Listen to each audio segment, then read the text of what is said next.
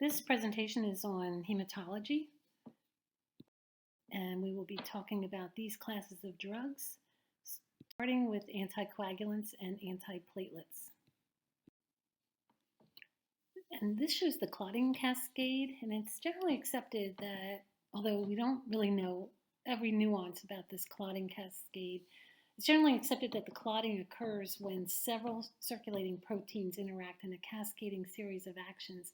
And at each step, a precursor protein is converted to an active protease that activates the next clotting factor, and in the end, you end up with a solid clot being formed.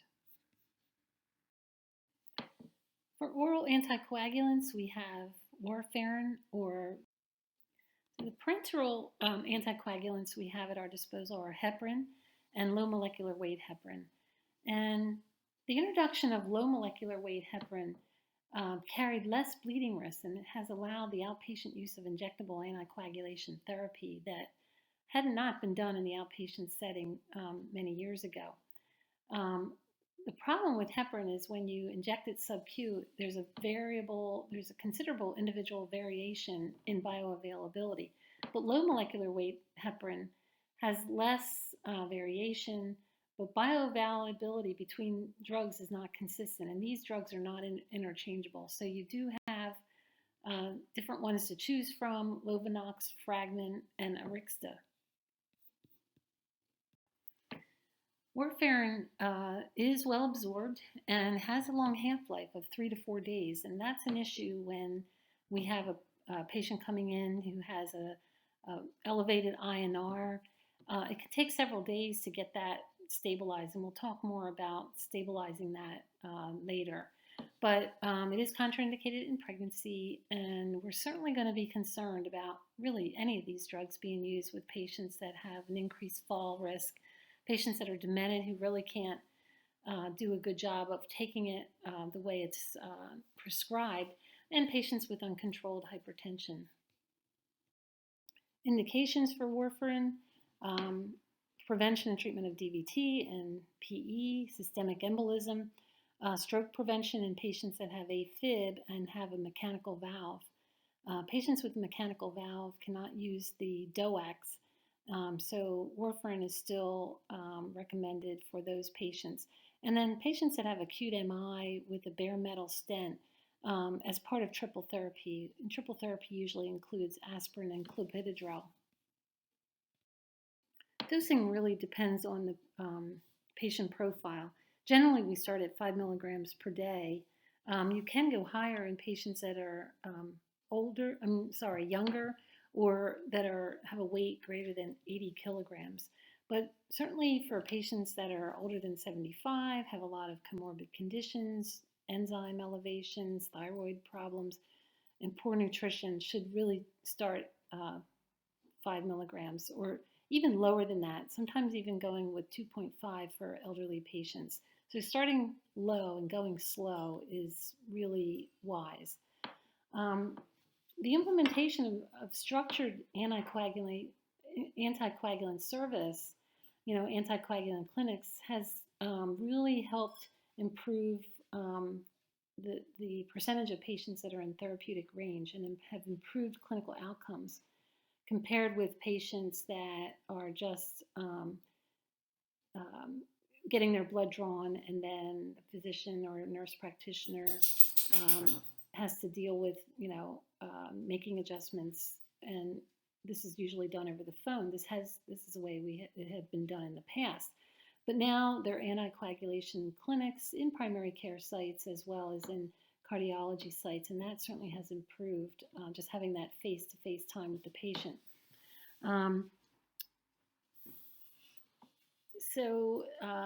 There's a lot of education that can go on when you see the patient, and there's just no substitute for doing it with point-of-care testing and immediate changes in dosing with the patient right in front of you.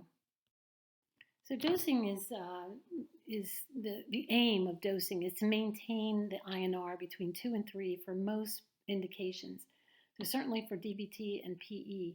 Patients that have a mechanical valve should be maintained between 2.5 and 3.5.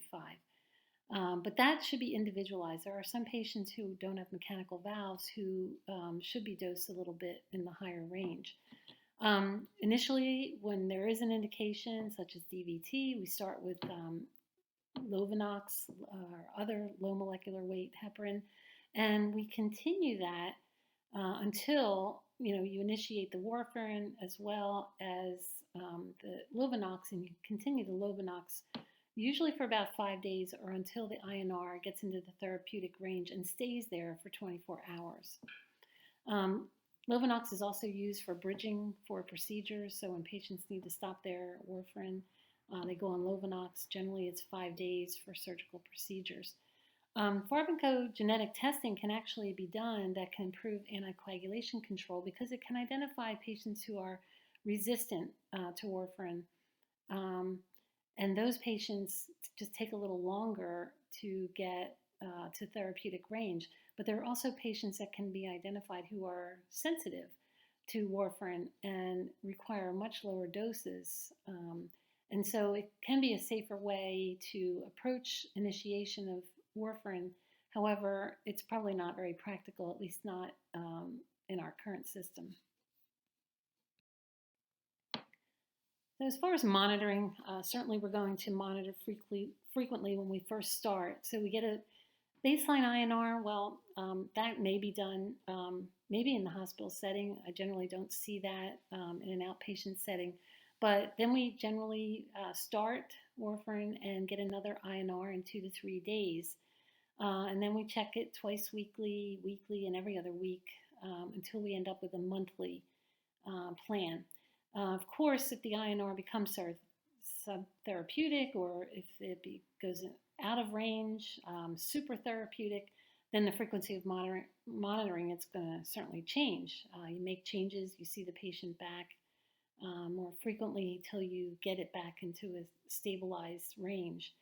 One thing to keep in mind is that vitamin K antagonists can decrease levels of vitamin K dependent anticoagulation proteins C and S, and this can result in a paradoxical increase clotting risk when they first are initiated. So patients need to be monitored carefully and should be advised that is something that may occur. They may actually have more risk of a clotting episode at initiation. And there are a host of adverse drug reactions, main thing being bleeding. And for warfarin, there is the antidote of vitamin K, anywhere from 1 to 10 milligrams, and it can be given orally. One thing to keep in mind, though, is that once you give vitamin K, it can make the patient quite resistant to warfarin, so it may take quite a while to get them back into the therapeutic range. Also, you can use doses if there's frank bleeding of between 5 and 50 milligrams. Drug interactions, this is not an exhaustive list. These are some of the common things you see that maybe where the anticoagulant effect is increased by antibiotics, alcohol, NSAIDs. Actually, Tylenol is never thought to be on the list, but it definitely seems to increase the INR. And then patients that should be warned that high vitamin K containing foods are something that could be needs to be considered if we can't get them up into the therapeutic range. The main problem with dosing and monitoring of INR in regards to the diet is that patients are aware of what are the really high vitamin K foods and try to just keep their vitamin K intake on an even keel. So in other words, if they have spinach salad for lunch and then another salad at dinner time or some other vegetables that are high in vitamin K, and the next day they don't have any salads or greens, then they're going to go up and down with their INR. So it's important to try to get a sense for what their normal diet is like and dose them when they're on a normal diet, not when they're just stopping vitamin K. Don't advise them to stop their vitamin K intake, when they're likely not going to stay on that diet and then things go awry after that. So it does take quite a bit of education when you initiate it. So pharmacokinetics for the DOACs, there's a wide range as you can see in, for example, half-life. The use of these may be regional, so or it may be related to formularies, like in hospital settings. But what I see used most frequently are Xarelto and Eliquis, at least in this area. And you can see there's wide variation in half-life, and that can be affected by the patient profile as well. Indications for the DOACs include reduction in the risk of stroke and systemic embolism in non-valvular atrial fib. Again, if there is valvular disease associated with atrial fib, we need to use warfarin, at least at this point. Later, when more studies come out, that may change. So it is indicated for the treatment of DVT and PE, as well as reduction of stroke risk. For patients that have non-cancer associated DVT or PE, DOACs are recommended over heparin. For cancer-associated DVT and PE, then DOACs or heparin may be used over DOACs. So the DOACs do have a black box warning indicating that if they are abruptly or prematurely, I should say, discontinued, that may lead to thrombotic events. And there's an increased risk of stroke in patients with AFib when if you decide to transition to warfarin. And that may be a patient decision, actually, based on insurance coverage and cost. There is also a black box warning for patients that receive an epidural or spinal hematoma during anesthesia or spinal puncture. All of them should be avoided in pregnancy. Two long-awaited antidotes are now available for Pradaxa, as well as for Xarelto and Eliquis, as you can see on this slide.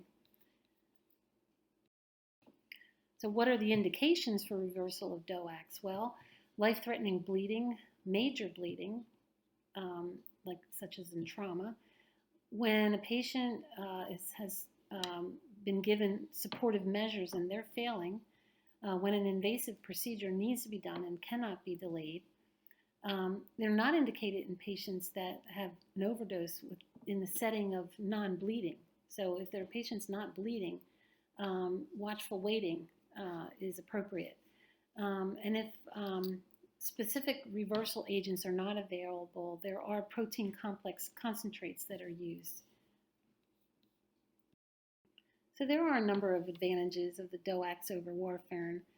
Lack of need for monitoring, there's a lower rate of major bleeding, you don't have to be concerned about dietary intake of vitamin K. You do have a shorter half-life. As I said, warfarin is several days, and these are measured in hours. And there's a lack of need for bridging with other agents when procedures need to be done. Of course, the major downside of these drugs is the cost. Generally somewhere around $9 or $10 per day per dose, per pill. And while there has been increasing insurance coverage for these drugs, it still can be a major problem. These are the drug interactions that we'll see with these drugs. There are long lists of drugs that are P-glycoprotein or cytochrome P450 inhibitors and inducers. So that's really too big of a list to put on a slide, but certainly that needs to be kept in mind when you prescribe these drugs. I did want to show you the CHADS-VAS score because we're going to move into talking about patients with AFib and choosing anticoagulant regimen for those patients. And in patients with AFib, the CHADS-VAS score is recommended for assessment of stroke risk. except in patients with moderate to severe mitral stenosis or mechanical heart valve. You don't use the CHA2DS2-VASc score for those because those patients need to be on anticoagulation. And while really getting into the nitty-gritty of using the CHA2DS2-VASc score is more for your diagnosis and management courses, I will, go into a little bit about choosing an anticoagulant for patients with AFib. So patients with AFib who have mechanical heart valves, they need to be on anticoagulation, and warfarin is the one that they need to be on. Selection of the anticoagulant therapy should be based on the risk of thromboembolism. So that's irrespective of whether they have an AF pattern that is paroxysmal, persistent, or permanent. So if they have risk if they are deemed to be at risk for thromboembolism, it doesn't matter whether they have paroxysmal AFib or persistent AFib or permanent AFib. There are additional recommendations regarding the use of anticoagulants in patients that have renal or hepatic function impairment. I didn't want to get into all that here. Also, recommendations include guidelines for individualizing treatment based on that risk-benefit ratio related to stroke and bleeding risk. So in patients that have atrial fib and an elevated CHA2DS2-VASc score of 2 or greater in men or 3 or greater in women, need to be on oral anticoagulants. And you can either use warfarin or DOACs. I have NOACs listed here because this came out of the 2019 guidelines, and that's what they are referred to in these guidelines. And these are recommended over warfarin in eligible patients who have AFib, except they put this new exclusion in for patients with moderate to severe mitral stenosis or mechanical heart valve. And now we move on to heparin and low molecular weight heparin.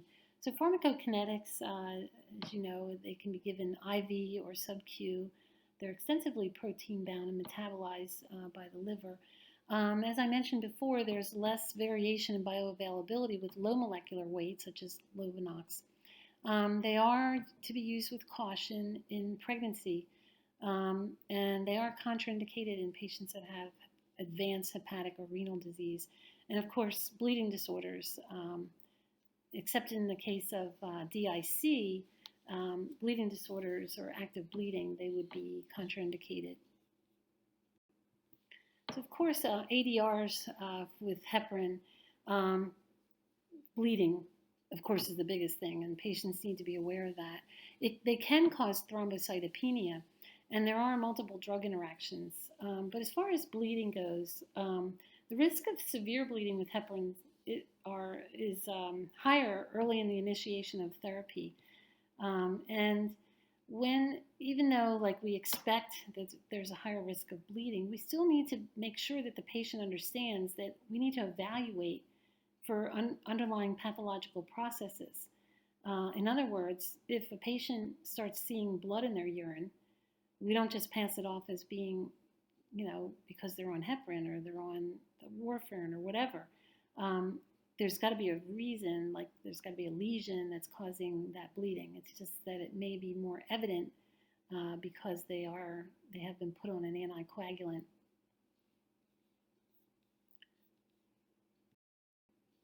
Indications for heparin: regular heparin may be used preoperatively and for maintenance after surgery. Low molecular weight are Lovenox, Arixta, and Fragmin. They're indicated for DVT or PE or Lovenoxes, also given 2 hours before surgery. Arixta is used for DVT, hip fracture surgery, or knee replacement. We also use Lovenox in that case as well. Fragmin for prevention of DVT after abdominal surgery or hip replacement. And as I mentioned in a previous slide, for cancer-associated DVT, low molecular weight heparin is used over the DOACs. Some education needs to be done for patients. They will be administering this at home. They need to know about the risk of bleeding. And for monitoring, we use the APTT. Um, and also, we may initially, like when it's first initiated, consider getting platelets and hematocrits every few days, depending on the acuity of the patient. For oral anticoagulants, I also actually already alluded to the fact that the patients need to know that they need to stick with the dose. The dosing can vary from day to day, depending on what your plan is based on the INR. So they need to understand that they can't just, miss a dose and not make it up, or double a dose, or they really need to be able to stick to a good regimen. Of course, they need to know about the risk for bleeding and vitamin K containing foods if they're on warfarin. Now moving on to the antiplatelet drugs, we have aspirin, we have Tyclid and Plavix, we have Zontivity, and these are all the different ways that they that they interfere with platelet aggregation. This slide shows their pharmacokinetics. Aspirin is well absorbed when it's taken orally, metabolized in the liver, and renally excreted. Tyclid is also rapidly absorbed after oral administration. It is metabolized in the liver as well, and has renal clearance, which actually is an issue as patients age. Plavix is a prodrug, and it's metabolized into an active metabolite and excreted in the urine and the feces. As far as precautions, aspirin, there's not an uncommon hypersensitivity reaction that we may see. There's also cross-sensitivity with NSAIDs, so if a patient has an allergy to, say, ibuprofen, aspirin may be an issue.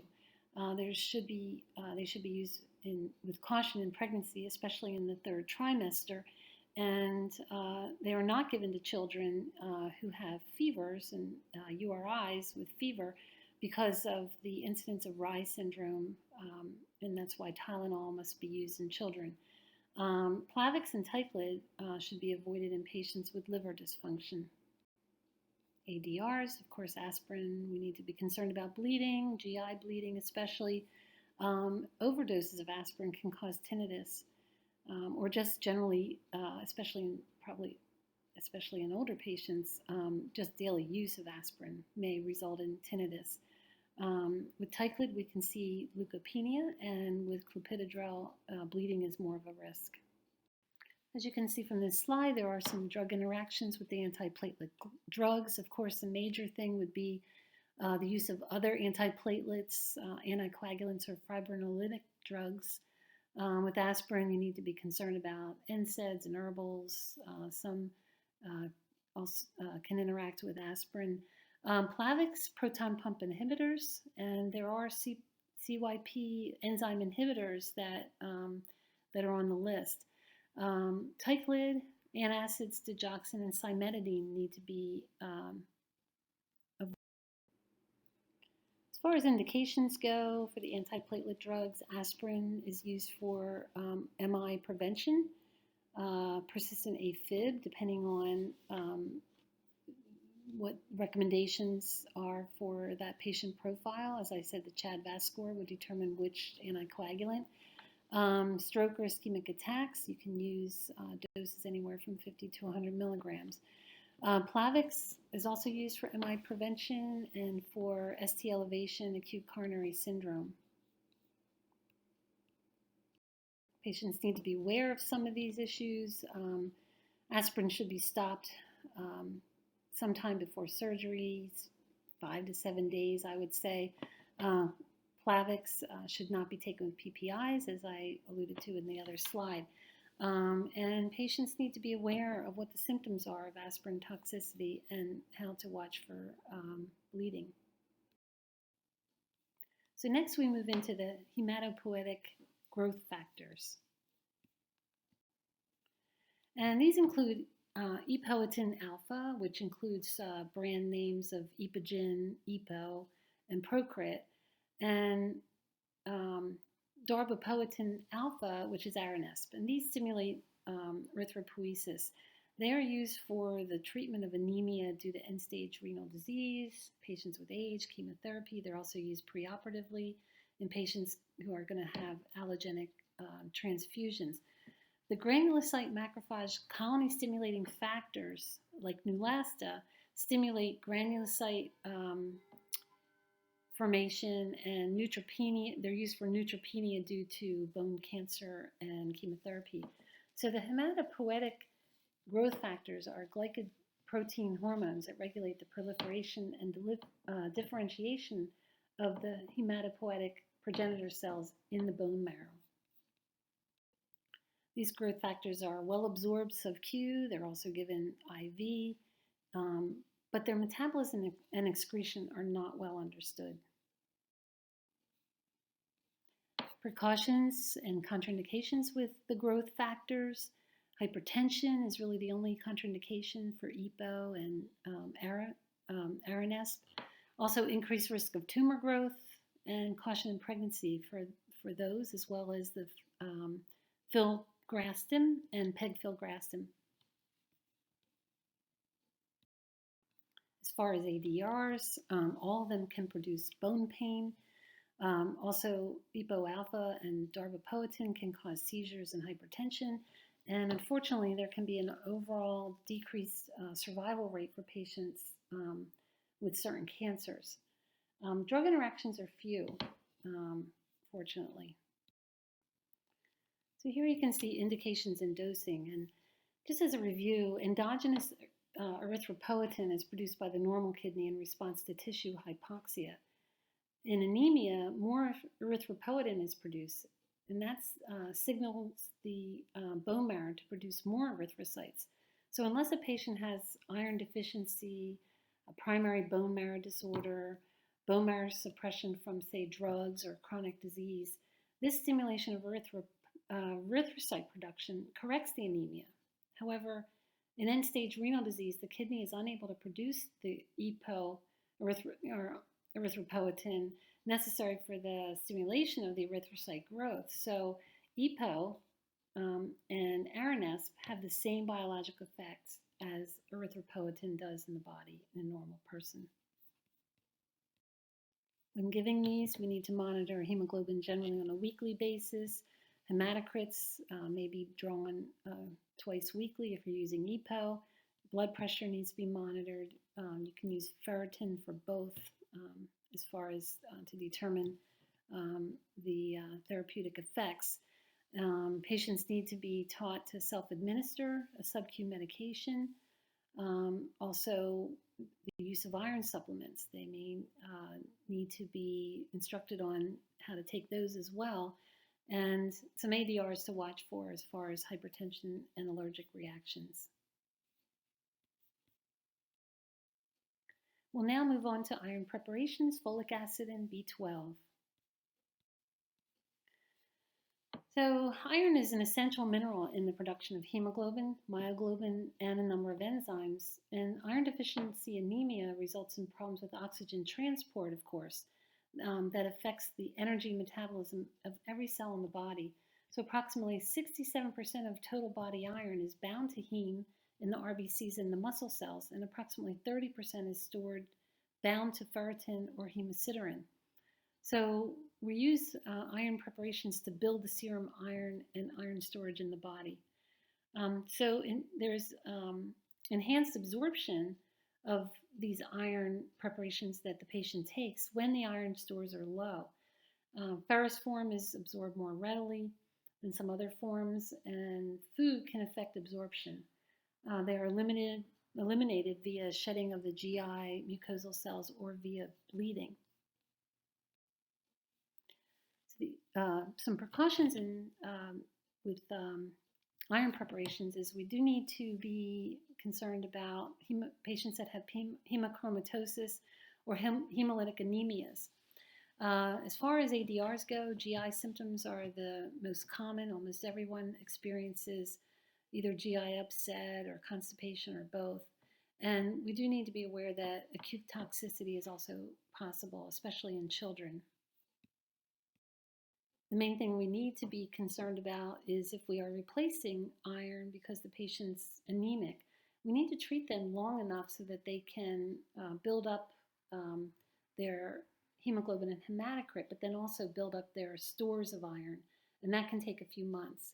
We can monitor this by doing a retic count to make sure that they're absorbing the iron and that they're using the iron that they're taking, and that's usually done 7 to 10 days after starting therapy.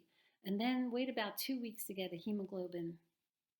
But that's, of course, based on individual risk. If the patient is really in a weakened condition, you might be checking that hemoglobin more frequently. As far as patient education, they need to be instructed on how to increase iron in their diet. They need to take it on an empty stomach for better absorption, but vitamin C can also enhance absorption. Taking it with dairy products, calcium and antacids are going to interfere with absorption. Just a few words about folic acid. As you can see, these are the causes of folic acid deficiency. We often see this in patients who are alcoholic because of very poor intake. They have impaired absorption as well. But impaired absorption of folic acid can occur for a variety of other reasons. But anytime there's an increased demand or impaired utilization of folic acid, the patient may become deficient. These are given oral, IM, or sub-Q, and they're all well absorbed and metabolized in the liver, excreted in the urine and the feces. As far as indications, anemia due to folic acid deficiency, and also for prevention of folic acid deficiency in pregnancy. As far as B12 deficiency goes, this can occur from patients who are vegans or vegetarians, and they may have poor intake of B12. Also, patients that lack intrinsic factors, such as patients who have pernicious anemia.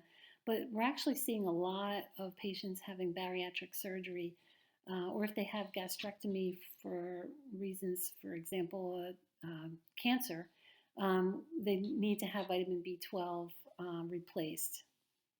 It is given IM, sub-Q, or intranasal and are well absorbed, stored in the liver and excreted in the urine. So indications and dosing here you see for prevention of deficiency for patients that are pregnant, infants, and children, as well as for treatment of deficiency. So as far as indications for pernicious anemia and dosing, initially they get 1,000 milligrams per day, IM or sub-Q for the first 7 days, and then there's a weekly dose and then generally a monthly dose. If they're going to take it IM, it's generally on a monthly basis.